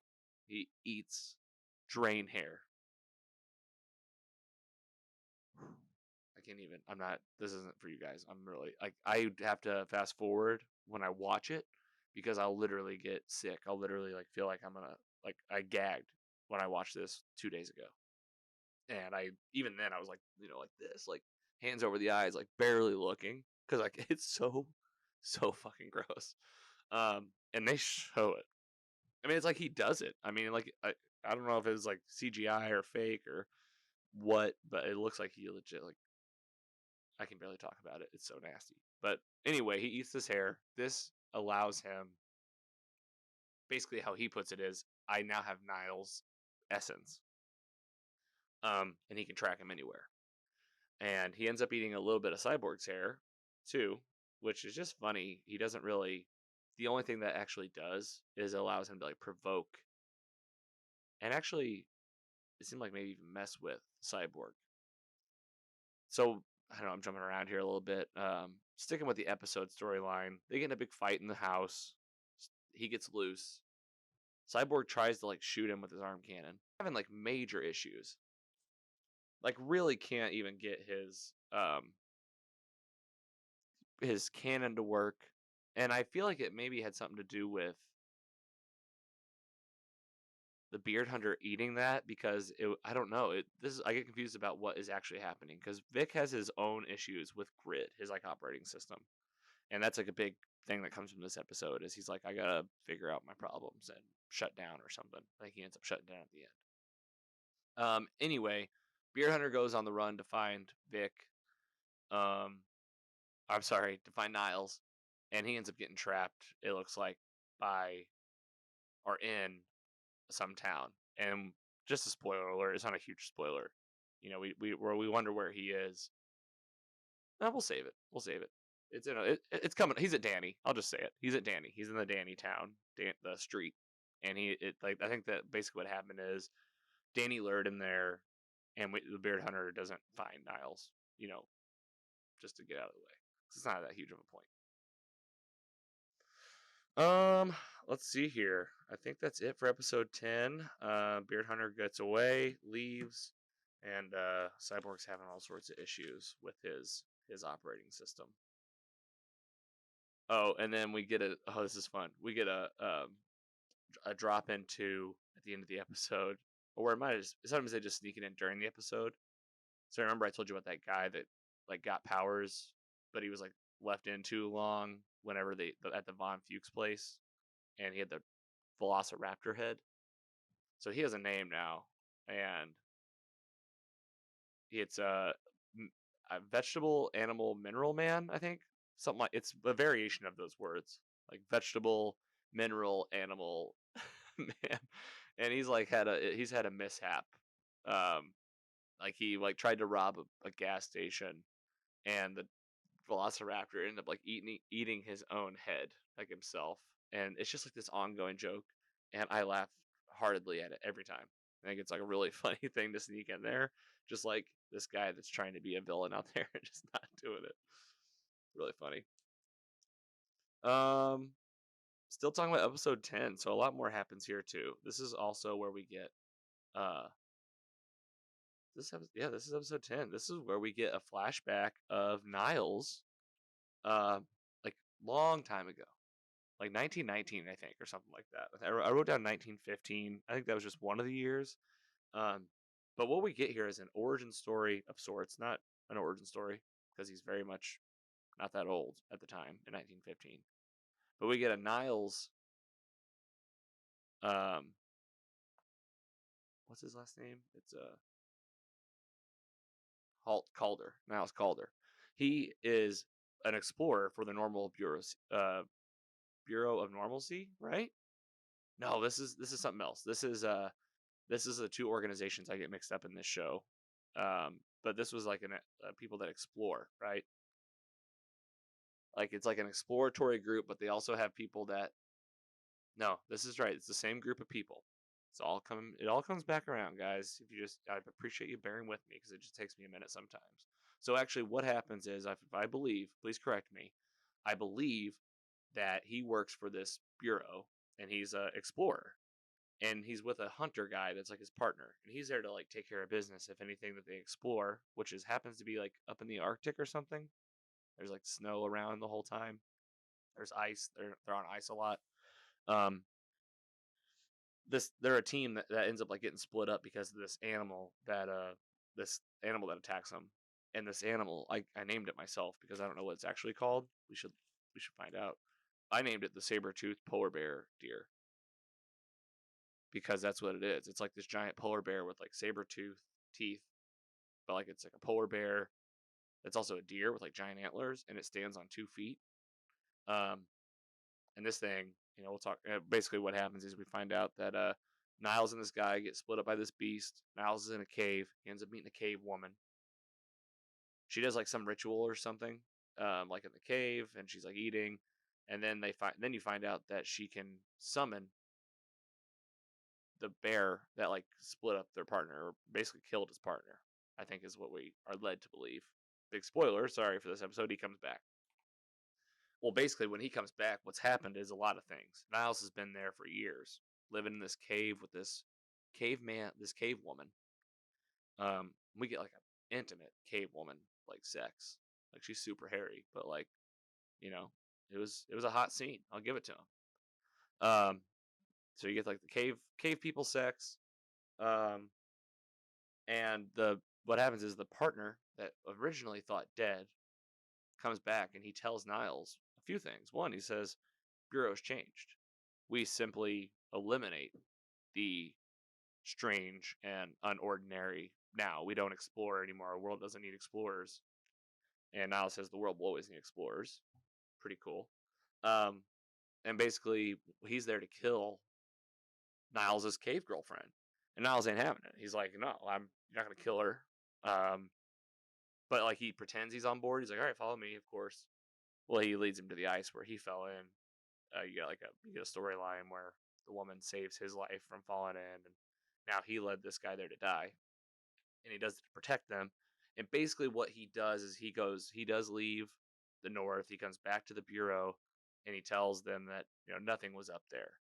There was no, and he does it to protect this woman that we are led to believe that he like loved. That's the big. That's one of the two big stories that are told in episode 10. So we already covered the Beard Hunter, just a funny kind of thing, but you get a lot more into Niles and who he is. He's been a part of the Bureau before, but he seemed to be like on the right side of things for the most part, but he's still killed at the end of the day. Just a lot of convoluted things to know, like, who is this guy really? Because we just don't know exactly what he wants still. And, it's cool. It's like he's brought in all these folks and he's taking care of them, but, we just want to know more about the character. So we get a lot of Niles in episode 10. Um, Oh yeah, I forgot about this. I feel like we see the saber-toothed polar bear deer at the end of the episode. I believe the beard hunter like comes across it, like he's like terrified of it or something. But we do see him again. But all to say, that's a plot point that I do not know exactly what happened because we do see the polar bear saber-toothed deer thing in present day in the show in season 1 at the end. So I don't know exactly what happens. That we'll see if I think of that as we go through the end of the show. But off the top of my head, I don't think they talk more about that. All right, guys. Episode 11. After a quick swig, get to the end here. Sort of, right? I mean, 11 out of 15 is where things are really starting to ramp up. So episode 11. This is going to be focused a lot on. Let's see here. Just reading the synopsis of episode 11. Larry pays a visit to his long lost love. Cliff and Rita travel to Gator Country to reconnect with his daughter. Vic worries about his operating system. So yeah, that's basically it. I mean, Larry, it's a cool episode. Basically, what's happening is, I think his name's Dave. I might be getting that confused with the lover of. I know that's his name on Umbrella Academy of Klaus, but I can't remember this guy's name. But Larry's lover is basically dying, and as like an old man now, right? It's 2019. He's still alive, which I've never, you don't really think about that during the show. You get a lot of flashbacks of Larry with this guy. Well, in this one, there's even more flashbacks of it. He's dying and able to communicate with Larry, and they both think it's a dream or something, but it turns out I think it's because of the negative spirit. It must have been like a gift from him. I don't know. Really powerful stuff though. Larry gets to say goodbye to him, and it's really nice. Cliff meets his daughter. Well, sort of like is around her because her stepdad died. There was an alligator that killed him. Cliff gets this watch out of the belly and has to come to terms with like, I'm not going to be able to be a dad to this girl. Like, I'm a robot and I'm terrifying. Even though he just goes to bars and stuff and looks normal, I think he could do it. Honestly, I think he's doing just fine. Like he wears like jeans and a coat. Um, you can do it. Either way, he gets there, and then Vic offloads Grid again. That's his operating system, and like puts it on an old computer. Well, that's it. That's episode 11. Now let's see what else I got. I'm sure I have more. Yeah, Bub got ate by a gator. I already talked about that. Oh, here we go. We find out Rita's real name is Gertrude, which she like embraces. She's like, I'm gonna go by my real name moving forward, but no one ever calls her that again. I don't feel like. Jane is still pissed at um at Cliff. This goes on for many episodes, and it turned out that she was just, well, we'll get there. She like felt betrayed about him, didn't think he was saying who he was. I don't know. She was like mad at him for like, if you guys remember, she's just mad at him for a long time. She comes around though. They work it out. They have a fun relationship. The alligator, I made a note about that. It was awesome. It was like Cliff's in the swamp. This thing jumps out and like flies through the air. Like it looks like a dolphin or a shark. Looked really cool. Um,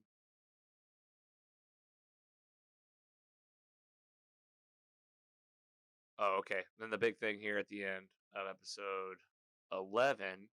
Once Cliff, sorry for the long silence there. I'm just checking my notes. Didn't want to miss anything. I know this was a big episode. Like I said, these have a lot more going on as you get to the end, of course. But he transfers his operating system out of him, which like makes him useless basically. And the ant farm, a like section or a building of the Bureau of Normalcy, kidnaps him. They like do a sneak attack on him and Jane or something, and he gets taken. This sets us up for episode 12. This is a great episode. Keep my notes handy, but I mean, just from the top of my head, we get Cyrus immediately. Or oh, I get that right, Cyrus or Silas. It's got to be Cyrus, right? This is Vic's dad. He jumps in immediately in the beginning of the episode. He's like, "Where's my son? I got a notification that he's been having issues." He puts together a team with the Doom Patrol to break back into the Bureau of Normalcy. This is a fun episode because remember, Larry and the Negative Spirit have been there before, and now it's like, all right, well now we got to go back. We don't really know what's happened to them there, but we can assume they've been tortured. But they basically get this master plan to get him out. They break in, and we find out a lot of funny things. One, the Bureau of Normalcy is ran just by like these old school, just like douchebag, like white guys that they're just there to ruin people's days and lives. Um, he we get introduced inside of the ant farm to a new character um, that is in a cell next to Cyborg as a mysterious guy that we don't know who he is. That we come to find out. Great character. Can't wait to talk about him. Flex Mentallo, I believe. Flex for short. I think that sets us up for the next episode. So we'll get there in a minute. Big stuff that happens in this one though. Basically, the Doom Patrol kind of wins somewhat. They shut this place down, and they open up all the cell doors. They get all the people that are like at this ant farm place to go free, but in doing so, they release, which has been referenced in the episode earlier, the butts. Guys, the butts. These butts come running down the hallway. They're literally butts with legs. Like they're like all different shapes, sizes, colors of butts. Human butts. And when they get like closer to the people, they run, open their mouths. They have giant teeth that come from their butt cracks, and they eat the people. The leader like finds out. They're like, "Sir," they call him like, "Sir, the butts are loose," and he hangs up and he literally kills himself because he's like, "I'm not." He's the leader of the whole place, um, and he's like, "I'm not messing with this." And these butts are crazy. While this madness is going on, Cyborg is having a real fit. Like he's like having memories. His dad finally shows up with the Doom Patrol. He comes in. He's like, he winks at him. He's like, "Hey, I'm not actually turning." So this is a big part where I can give a nod to the show. You guys got me. Cyrus came in with a plan. It looked like he turned on the Doom Patrol. Turns out it was like a double twist. He didn't do any deal to turn on them. They're all getting out of there. Um, but Cyborg is getting these memories of like that have been to him being shown as altered of his dad like purposefully changing him, not caring that he's turning more machine, like not treating him like a son. He gets so angry that he beats the shit out of his dad, like to death. Beats him like in the hallway. It's a heavy scene, heavy music, really, powerful stuff. Like just beating the hell, like beating his dad till he's like beat him to a pulp. Turns out after his dad's laying there presumably dead, Mr. Nobody shows up and says, like, those were fake memories. I just tricked you into killing your dad. Good news, he's not actually dead. But I mean, for a minute, you think he's actually dead. Cyborg's going through some shit, right? They jump out of there. Ant Farm's destroyed, and we've now been told, like, now Mr. Nobody has showed up and said, like, this is what happens when you keep chasing me. And he basically you think he killed his dad, but he didn't. He's all right. I mean, sort of. This episode, it was just a small thing. Karen comes back for a minute. She's like the rom com chick, but she's only back for a second, just enough to get out of her restraints at the ant farm. And yeah, I think that's it for. Oh, sorry, flipping through notes like I'm in high school here.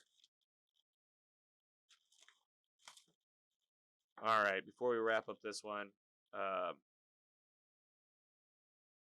already covered this one too. So all right, so that's episode 12, guys. Ant Farm's good. I mean, destroyed essentially. Niles is still out in the run. Mr. Nobody is still saying, stay away. All right, episode 13. This is a real fun episode, guys. This is Flex Patrol. Oh yeah. I got lots of notes on this one because I got to talk about this character Flex. Probably one of the best things about the show. I hope we see more of them. So in the episode where they're in the ant farm, we met this guy that's been there a long time, long beard. Turns out it's him. Rita recognizes him at the end. That's Flex Mentallo. Bring him with us. So they take him back, right? They take him back to Doom Manor. I think is what they call their home. And this guy, we get a backstory. So they drop us into like 1962 or something. And we meet Dolores and Flex. They're like in this happy relationship.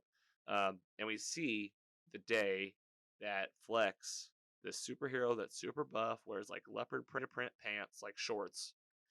He has like powers when he flexes his muscles. And I wrote down all of his powers because I just thought it'd be fun to rattle them off real quick because I couldn't get like dude, this guy can do all sorts of things. Just to name a few here. Oh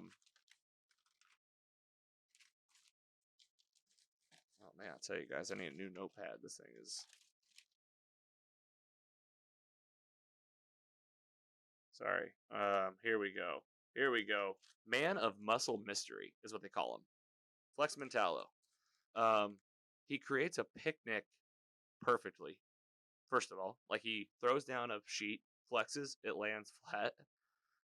He grows a flower for Dolores. He goes, "Hey," flower pops up. There's a cat stuck in a tree. Kid's trying to get it out. He makes a certain flex. The tree arm just comes down to him perfectly. This is when he gets kidnapped by the ant farm. He crunches a wall. He can talk to the spirit, we find out. So we're going to find out in a flashback that, well, actually, I think it's, this is whole episode. This is where we find out that Larry, when he was kept at the normal Bureau of Normalcy, totally swap those. We find out that he was next to Flex Mentallo the whole time. We find out that the negative spirit was getting tortured too. Him and Larry both, like separately. And we find out that Flex can actually talk to the spirit. Like they can just have a conversation with Flex talking out loud. We also find out that Larry's a bitch. Like, Flex is begging him to help him get out of there. All he had to do is reach through the crack in the wall and like unplug the stuff. And then they end up like holding Flex's wife over him, and Flex finally calms down. And I think that's all of his. Oh, and basically he's got like all sorts of different powers too. He has telekinesis essentially. He can throw people against walls. He can open up portals to places. And we'll talk about a fun one that he does in the next one. And then in present day, now that we, the audience, know about Flex, we know about Larry's history with him, and the negative spirits history. Larry comes in and says, "I think I know how to get his memory back," because I didn't say this yet, but if you watch the episode, he has amnesia. He doesn't know about his powers. They shave him. He's like, wow, look how handsome I am. He's just this dumb, fun character. He likes this soap opera that he watches. Anyway, they bring in his wife. Really sad. She's aged. He has not aged at all. She has, and basically the Bureau of Normalcy captured her too, and she's been a slave there the whole time. She remembers him, and as she remembers him, she disintegrates and dies because they said if you ever try to find your husband, we'd kill you, and they kept their promise. Oh, fun thing in the next one too, but we're gonna talk more about that soap opera. Okay, that's episode 13. That's Flex Mentallo. So at the end of the episode, takeaway, there is we're going into 2 episodes where that's the 3rd episode before the finale, and um we're getting some momentum here. So at the end of the episode, Flex is real pissed at episode 13. He's like flexing his powers. He ends up like lighting up the whole mansion. And everyone's like now come together to say like we are the Doom Patrol. We got Flex now. It's time to stop messing around and um let's go get Chief. So they end up going back to Danny in hopes to find the Beard Hunter. Right? Remember the Beard Hunter, of course. And it's because Rita had actually put a chip on him to go find him. That was the last place that went off. The guys ends up he's living there. Who cares, honestly? And Flex says that the chief and someone tells him they're in Danny. This is like what they get out of going to Danny. They find out that Mr. Nobody and Niles are in what they call the white space. So the white space is, as they explain it, it's the space in between the comic strip, like in a comic book, where like no content lives, no story lives. And that's where we've been seeing Niles and Mr. Nobody throughout the show, is like this is where they always bring us back to, is this like white void, right? Reminds me of The Good Place, if you watch that. The voids that they always go in. And Flex says he has, in this beginning of the episode, we're jumping right into episode 14, the episode before the big season finale. And we're gonna dive into these 2 episodes because these 2 really wrap up season 1 nicely. We're gonna do that right after this break. All right, guys, we are back and we are about to wrap up season 1 of Doom Patrol. We are on the final 2 episodes. Hope you've stayed with us so far. Again, let us know how we're doing. Hope you got some notes of your own to share with us. Get on that Instagram, Facebook, and YouTube, and let us know what you think. You think you go into these and you think you know everything, especially as you're watching it, right? Like I sit there and watch it, and I think like, oh, I don't even need to take down such specific notes because it's just fresh in your mind. But the truth is, like when you actually try to call it back, that's the real test. So hope we're doing all right. Let's wrap it up, guys. This is a great 2-part, if you will. I mean, it's just the last 2 episodes of season 1, and let's just dive right in.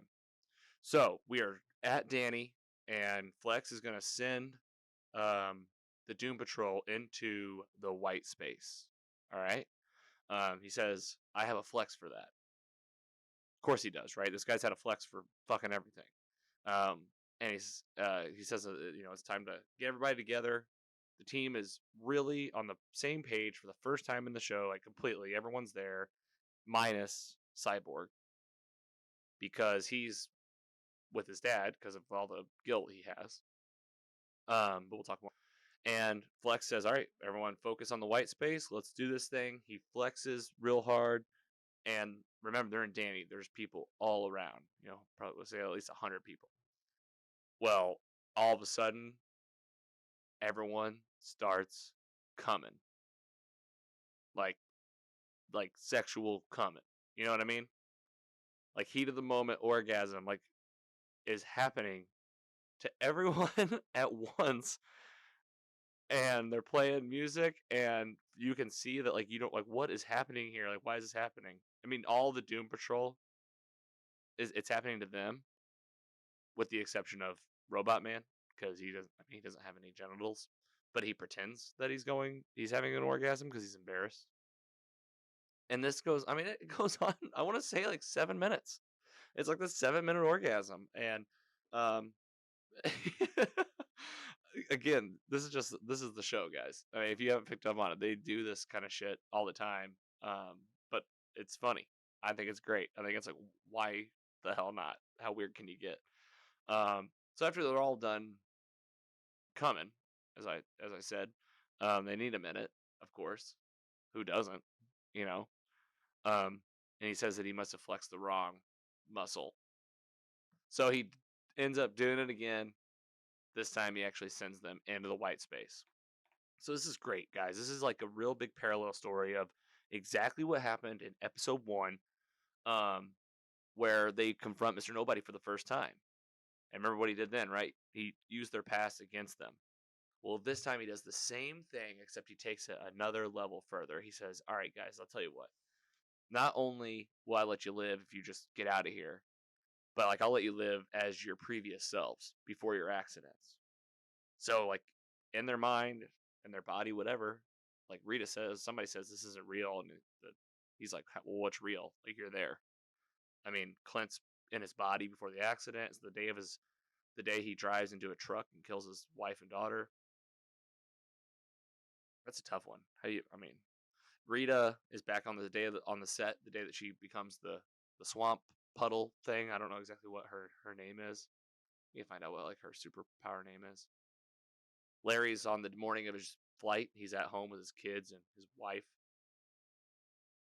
And Jane is back at the psych ward where she initially got the shot of what happened. What that made her get all these powers and personalities. And he puts it in front of him and says, like, if you guys choose this, you can just have it before. And this is real powerful. Each one of them chooses to do it again because they basically have gone through such an arc in this season that they're in such a good place with who they are, and they know that they wouldn't be where they are right now had that not all happened. I mean, I think that any of them would take it back with a real time machine. They just weren't willing to give it all up for this trick, but also their power of love for Niles is like, hey, we're this far and we're about to save the chief. Like, we got to find each other. So Rita ends up narrating herself. She gets everybody back on track, and basically defeats.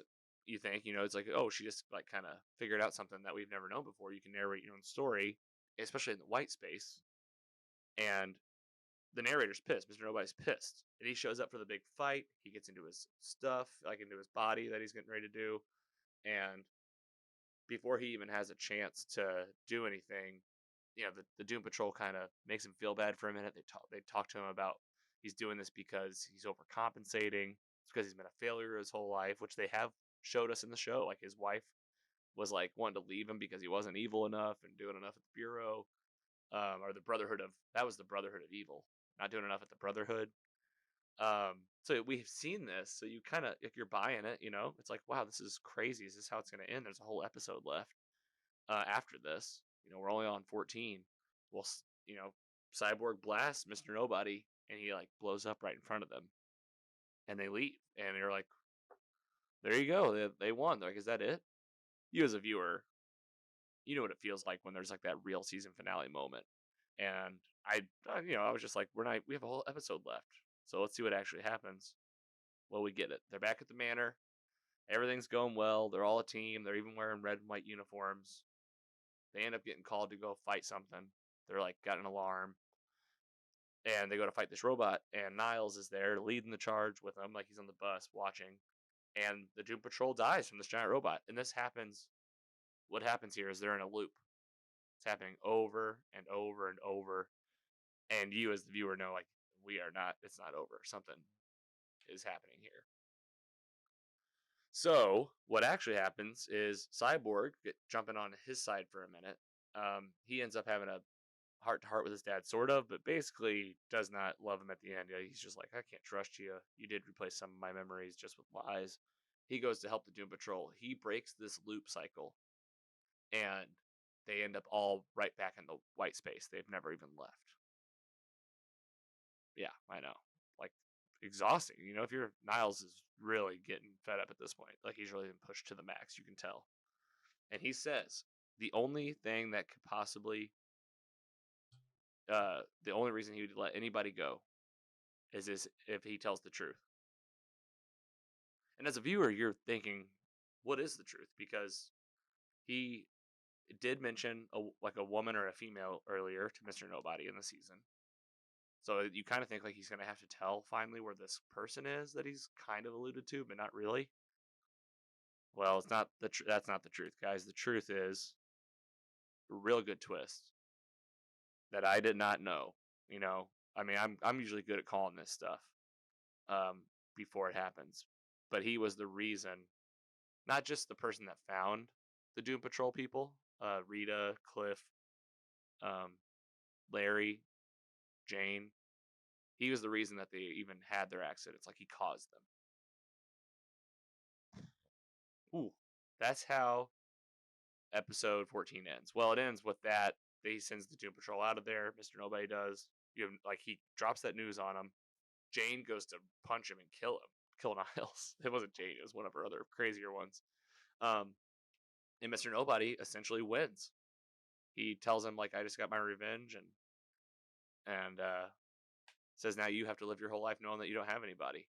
And you are like, really, what is going to happen? Like, without Niles, the Doom Patrol doesn't care about shit. Like, why would they care about even living together at that point? And he sends them off, and that's how the episode ends with Mr. Nobody winning. I mean, the bad guy. The bad guy wins. This is very much like end of Infinity War, right? And got Endgame next. So our Endgame for this sake is this season finale called Doom Patrol. So I didn't say the title name of 14. It's called Penultimate Patrol. Penultimate. You guys can make fun of me openly for that. I don't really know what that means or what it's for. I have to do a quick Google search after this. Like I said, better yet, you let me know. All right, so this last one is called Ezekiel Patrol, and we'll find out why pretty quickly. So season finale, guys, here we go. Let's bust this thing. Let's wrap it up, right? Great season finale, first of all. I'm just gonna get it out of the way. I'm happy with how this goes, and I'm excited to talk about it with you. So, let's make sure I got my notes handy, my handy dandy notes. Here we go. First and foremost, great season recap. The narrator comes in full force with a really nice poem, if you will. And it's just great. He gives you a recap of everything that's gone down with each individual character. If you're like, where do we leave off? What's happening next? This is it. He gives it to you. We also find out right from the get-go, really at the end of episode 14, because he gives it just a high-level reason to the Doom Patrol for causing their fates, that he was after immortality at the end of the day, which is like, just kind of like, what? Like you caused, well, the season finale, it takes us through each of the actual stories of how these people got their powers or how their mistakes, how their accidents came to be, and we find out that Niles had a hand in all of them. So we get a flashback to 1961, the day of Larry's flight, and this one's harsh. Like this, him and that Joshua guy. Remember Joshua wears the glasses, and he was at the old school Doom Patrol. When we talked about that episode, he's with Niles and talking about they're in the ant farm. First of all, this is 1961. They're in the ant farm, and they mention Larry by name, and they're like, "Hey, this pilot's taking off today. He's going to encounter the spirit at 0800 hours." And he's like, he has a wife and kids. And Niles like, "Yeah, I know." And he's like, "Let's do it." And it's just real cold, like ice cold about it. And you can tell Joshua's like, "All right, I guess." And then there's still like Joshua questions Niles' motive, like, why is it so important? Like, your test subject, he mentions right away, your test subject, Rita Var, is already showing signs of non-aging. Like, why do we even need to do this? So you find out right away, Niles has already got Rita. He's getting ready to get Larry, and he, again, no remorse. 1976, we have flashback where uh, Niles signs off on getting Jane. The Bureau of Normalcy like comes and visits him on New Year's Eve. He's there with Rita and Larry, and he sneaks off for a minute and basically gets the, hey, we found this girl with the multiple personality disorder, just like you wanted. Sign off on it. And he does. And then 1988, this is where we find out that he had a much closer relationship than we realized with Victor's mom before she died, Cyborg's mom. And he's there with Brendan Fraser, Cliff's brain on a table, and he's just crying. And she's like, "What is it? What's wrong?"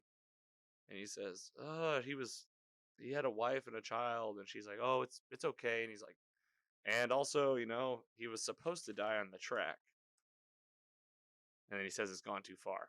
So you find out, okay, wow, dude, like you've taken this to the limit. Like you were, you got Rita to swallow a swamp thing. All right. You somehow set up a meeting of a man and a cosmic being. That's pretty bad, but it's also like you can make the argument that like it happened in space, whatever. This time you hired for some dude to be killed. Like some run of the mill, just everyday dude you hired for him to be killed. Like it's just kind of, and he had a family. So really cold stuff, guys. But again, the question here is why? And Josh was asking like why, and he just says, "Don't worry about it." And then I said 1988. That was Cliff. That's the brain on the table. And then we find out in 2014 we get the flashback of when Cyborg was born, and basically we just see a conversation between him and Cyrus, and Cyrus basically says like, "I'll never take any advice from you. You're an evil man. Like, get out of here. My wife told me everything." All right. Oh, okay. So that was like kind of the flashback stuff. Present day. Present day. So we find out that after Mr. Nobody sent the Doom Patrol away, they did semi kind of split up. Jane she's off on her own thing. She's just trying to. She's actually one of the most intense stories from everything that happened. She goes on a revenge path. She goes to Joshua to kill him. He convinces her not to. Gives her some medicine that can dampen powers, and she takes it like basically like heroin and just loads up on it, and all of her people can kind of like chill for a minute. Um, but like it's not healthy, right? Like even inside, the voices are like, "We got to get back to the surface." One of them ends up waking her up and getting her out of there, but she relaxes for a minute because of that drug. We find out Cliff is really just taking care of her, right? It's one big thing. It's been 6 months since since the last episode, since they had the showdown with Mr. Nobody, since they find out Niles is a traitor. It's been 6 months. Cliff is just being a protector, buying her food, bringing Jane food, like out on the bus by some bridge. And then Larry and Rita are living together and just trying to live semi-normal lives. Well, eventually, you find out that they're doing okay. Rita's trying to be an actress, like a actor teacher, like teach acting. Um, they're just, Larry's out there training kind of with the spirit, like testing how long they can be without each other.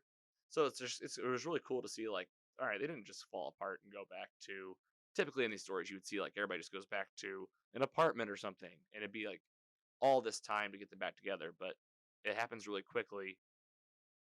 Chumbawamba, I think, I Get Knocked Down is playing, and everybody, all the Doom Patrol can hear it, even though they're all split up.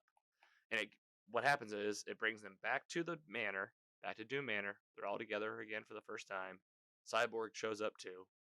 Um, he's like he was doing some crime work, but like digital stuff. He was catching like people money laundering and stuff. But anyway, he ends up coming to the manor too.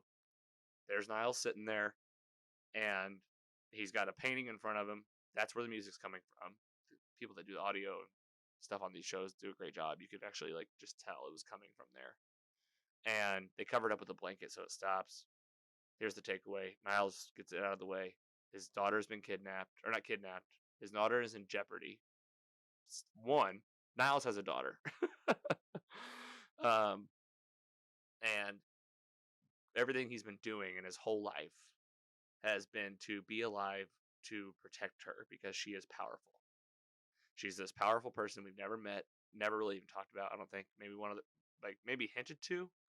Um, but seriously, like not much at all. And Jane, they end up going. So Danny is what's in the painting here in the house. and that's where the music was coming from. Danny is trapped in the painting, and Niles says, "I'm asking you for help because Danny's kidnapped, and my daughter is in danger." With against like not everybody really wants to do it, especially not Cliff. But regardless, they all end up saying, "We'll do this for Danny because Danny's a great um, town that's been great to them and really nice." And they said, "We'll do it for your daughter," but everybody's on the same page. We're not doing it for you. So before they jump in, what led to this moment of this town being kidnapped, we do get the storyline of what happens to Mr. Nobody. And he has won his vengeance, and he's basically just drinking as much as he can and just partying and becomes bored immediately. Enter the talking cockroach. And we've seen him throughout the series, I think maybe once or twice. I know definitely the season premiere when the town's going to hell. Um, there's this cockroach talking in episode 2 at the very beginning, I think on a trash can, and it's like, what was that? Cliff even says, like, what the fuck? He says that throughout the whole show. It's one of his like catchphrases. Um, well, anyway, Cockroach shows up. He's apparently on this mission of like world domination on behalf of some god or something. Regardless, the only reason it matters is that Mr. Nobody, now kind of without any evil work to do, team up. And what we're going to do is we're going to go after Niles' daughter because he mentioned her one time. And that's the plan. And also, we're going to bring in a third person to be on this little team. That's right, folks. Admiral Whiskers is back. That's the rat from before that imposed his revenge onto Cliff for killing his mom with the bus. These three are the ultimate trio, right? Um, so insert Doom Patrol with Niles and Cyborg. Everybody, the whole team's there. Jumps into this painting like Blue Scoo's style. Remember that? Blue Scoo do. We can too. Um, and they're in Danny. The town's like deserted. Um, the only one there that they find is at first is Beard Hunter. He's singing. He was the one singing karaoke, trying to get them to come. He said, like, Danny told me this would work. We also find out immediately there's a giant cockroach out in the street, like giant, like the size of like a 25-foot story building, or 25-story building. And he's like, things have gone wrong for the narrator. He says by coming to this place, he's made himself like a powerless shell. He's just like he's also trapped in the painting. Basically, the cockroach and the rat tricked him, and now they're giants. They're both giant. We find out, and the narrator's just like this boring kind of villain at the end. He just doesn't really have a plan, and Rita ends up having to convince him to help them get out of there. We do see her arm basically of Niles' daughter. They get her out of this basement where I guess she's been living all this time in these crazy Harry Potter looking stairs, um, and get her out of there. And they do this crazy scene, guys, where the plan is they're going to get into this cockroach because he's radiation proof. The negative spirit opens up a doorway that they can go through. And as long as they're inside the cockroach, it'll keep them safe. Except for Larry. He doesn't need to be inside of it because he has the negative spirit. He can just walk through. Problem, though, the rat eats Cliff, Robot Man. So he has to climb out of this thing. And in a moment to like get the whole team together, the narrator's like working with them now, right? He gets them by narrating. He gets the rat and the cockroach to start making out. And it's an intense scene where the cockroach and the rat are really just making out, like really, like so hardcore. And they're in the middle of the street and they're giants. And they do this so that Cliff can jump from the rat's mouth into the cockroach's mouth. And they get in. They're all together. They got Niles. They got the team. They got Cyborg. Larry's already on their side. He's opened. The negative spirits opened a door. And at the last minute, they like get out, and the narrator and the beard hunter realize they have messed up and they're going to be stuck. Boom, you find out they're stuck in the painting still. Then the only thing left in this painting. And Danny's now, I guess, free somewhere. Probably just went out and left. And the Doom Patrol is out. We see his daughter kind of come out, but not a lot. We don't really know what's going on with his daughter, but we know that she's supposedly like crazy powerful, lives forever, it seems like. But they're also guys, they're miniature. They're small. And Larry like picks him up on a brick. Larry's normal size. So I guess what happened was since they were in the cockroach's belly, um, they came through as a size of like what they would be if a regular cockroach. Um, so that's where the show ends. I mean, that's it. That's a season finale. I mean, pretty good, right? Let's just to wrap up the big stuff. Mr. Nobody's stuck in a painting, not killed. So hopefully he'll be back. That actor's great. Beard Hunter, might see him again. The Doom Patrol is tiny, so they're gonna have to figure that out immediately, right? In season 2, everyone's still mad at Niles. Like they went through this good mission together, but you got to remember, it's only one day. Like, what's actually gonna happen? And some stuff I'd like to see too is like I'd like to see some more of Flex Mentallo. Like I hope they bring him around a lot more. I'd like to see more of the Willoughby. I forget his name. The Constantine type character that plays Crowley in Supernatural. Bixby, something like that. Anyway, I'd like to see more of him. And just overall thoughts, guys. First of all, thanks for sticking with me the whole time. That took a little bit more than I thought, but I mean, 15 episodes. It's gonna take a while. I think we did pretty good. I think we basically got the gist of the story, and my overall thoughts are: this is a great show. Um, again, I know I didn't get into it too much today, but just from watching it, I can tell you there is so much depth to these characters, and this has been where DC has always like missed the mark, right? Just on the, at least their big movie stuff, they do not miss the mark here. Like you really get the stuff that you want to hear about, the backstory that matters, and really good story arcs, and also just really good storytelling in this show. You got me a few times. You got me when Cyrus, Cyborg's dad was pulling tricks on the. You thought he was pulling tricks. Got me there. I did not realize that Niles was the maker of these folks' tragedies, even though that was. You would think that that's something you pick up on. I mean, obviously he's at the core of all of it, but he just really does seem like that guy's a great actor. Playing this Niles guy. He really does make you feel like he like cares about every single character so much, and I think he really does on a certain level. But it's like, what's gonna happen from here? And there's so much unknown about this guy. But some things I like about the show is that it's exploring different corners of the DC world and the DC universe. And I think because of what HBO's doing and what they have going on with DC and the Snyder Cut, and we got this Flash movie coming out. They got the Watchmen stuff. We got the CW doing multiverse stuff. I am excited to see what happens from here. So that's Doom Patrol, guys. That's season 1. Um, and we're going to talk about season 2 on an upcoming episode. I don't know when exactly that'll be, but you can count on it being within the next couple episodes, if not the very next.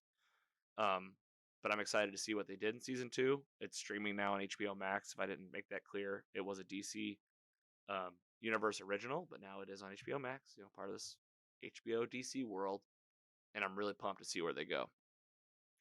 Thanks for sticking with me and listening in the first place, or watching if you're on YouTube. Again, let us know what you think. Tell us what you think about the show, and again, let me know what I missed. I mean, I like to hear all thoughts on storylines and arcs, and there's so much to cover in this show. It'd be impossible to really just sit down and list everything. Unless we're here for a week straight.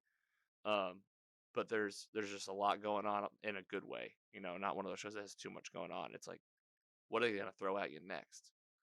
And like I said, every episode is like its own unique story that unpacks it's like a little movie almost. So really excited for season 2, and we'll get it out to you guys as soon as we can. In the meantime, check us out everywhere, and we'll talk to you on the next episode of Mostly Superheroes. Take it easy.